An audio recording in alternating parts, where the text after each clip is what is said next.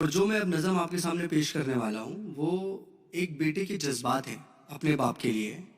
और मैं आपसे दरख्वास्त करता हूँ कि आप मेरे लफ्ज़ों पे जाएं, ना कि मेरे अंदाज़े बयां पे। मेरे जज्बातों को समझने की कोशिश करें। और इसमें कुछ वर्ड्स हैं जिनका मैं आपको पहले मतलब बता देना चाहता हूँ। जैसे कि एक वर्ड है फजर। फजर मतलब वो वक्त जब सूरज उगने वाला है। एक वर्ड है बेलोस। बेलोस मतलब अनकंडीशनल। सो जब ये मतलब आई रिसाइट दिस पोएम तो you will get to know about these words. और पोएम जो है, जो नज़म है मेरी, वो इस तरह शुरू होती है कि नन्ही सी आंखें और मुड़ी हुई उंगलियां थी। ये बात तब की है जब दुनिया मेरे लिए सोई हुई थी। नन्ही सी आंखें और मुड़ी हुई उंगलियां थी। ये बात तब की है जब दुनिया मेरे लिए सोई हुई थी। नंगे से शरीर पे नया कपड़ा पहनाता था। ईद वीद की समझ ना थी पर फिर भी मेरे साथ मनाता था। घर में खाने के वांदे थे पर एफडी में पैसा जुड़ रहा था। और उसके खुद के सपने अधूरे थे पर मेरे लिए बुन रहा था। ये बात तब की थी जब दुनिया मेरे लिए सोई हुई थी। वक्त कटा, साल बढ़ा, पर तब भी सब अनजान था। मैं फिर भी उसकी जान था। बिस्तर को गीला करना हो या फिर रातों को रोना, एक बाप ही था जिससे छीना मैंने उसका सोना था। सुबह फजर तक गोदों में खिलाता, झूलों में हिलाता, फिर दिन में कमाता, शाम में चला आता। कभी खुद से परेशान, कभी दुनिया का सताया था। एक बाप ही था जिसने मुझे रोते हुए हंसाया था। अल्फाजों से तो गूंगा था मैं, पर वो मेरे इशारे समझ रहा था। मैं खुद इस बात से हैरान हूं आज कि कल वो मुझे किस तरह पढ़ रहा था।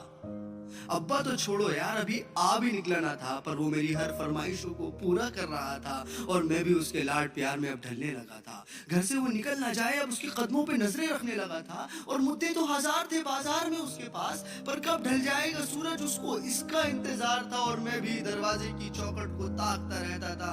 जब होती थी दस्तक तो वॉकर से झांकता रहता था। देख के उसकी शक्ल में दूर से चिल्लाता था। जो भी इशारे मुझे आते थे उससे उसे अपने करीब बुलाता था। वो भी छोड़ छाड़ के सब कुछ मुझे सीने से लगाता था। कभी हवा में उछालता था, कभी करतब दिखाता था मेरी एक मुस्कान के लिए। कभी हाथी कभी घोड़ा बन जाता था और सो सकूं रात भर सुकून के साथ। इसीलिए पूरी रात एक करवट में गुजारता था। इसीलिए पूरी रात एक करवट में गुजारता था। पर वो बचपन शायद अब सो चुका था और मैं जवानी की दहलीज में कदम रखने लगा था। उसकी कुर्बानी को उसका फर्ज समझने लगा था। चाहे वो फिर खुद बिना पंखे के सोना हो, या मुझे हवा में सुलाना, या फिर ईद का वो खुद पुराना कपड़ा पहनना हो और मुझे नया पहनाना, या तपते हुए बुखार में वो ठंडे माथे पे रखी हुई पट्टियां हो, या मेरी हर जिद के आगे झुक जाना।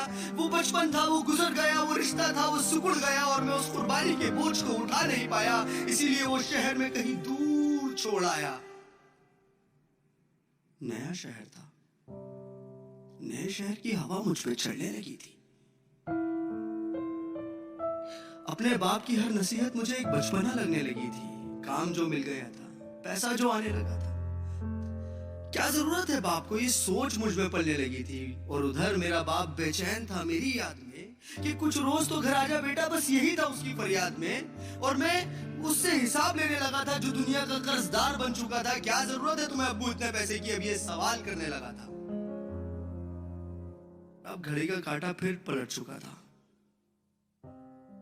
कल तक मैं किसी का बेटा था, आज किसी का बाप बन चुका था। और हसरतों का स्वेटर मैं भी बुनने लगा था। कल क्या करेगा मेरा बेटा, मैं भी यही सोचने लगा था। अब दुनिया में ना उससे कोई आगे था, ना कोई अपना था, सब पराया था। बस वही एक सपना था। तब मुझ में एक जज्बात उमड़ने लगा था, जिस जज्बात से मैं हमेशा अनजान था कि कल क्या गुजरी होगी मेरे बाप पे। अब मुझे ये समझ आने लगा था। बेरोज मोहब्बत की मूरत होता है बाप, जो लफ्जों में ना बुना जाए और कलमों से जो ना लिखा जाए, वो होता है बाप। जो रोते हुए को हंसा दे और खुद को माजूर बना के तुम्हें खड़ा कर दे, वो होता है बाप। और ये एक मैसेज पूरी आवाम के लिए कि एक रोज तुम्हें एहसास जरूर होगा कि मसरूफ तुम थे, उम्र दराज वो होगा। एक रोज तुम्हें एहसास जरूर होगा कि मसरूफ तुम थे, उम्र दराज वो होगा।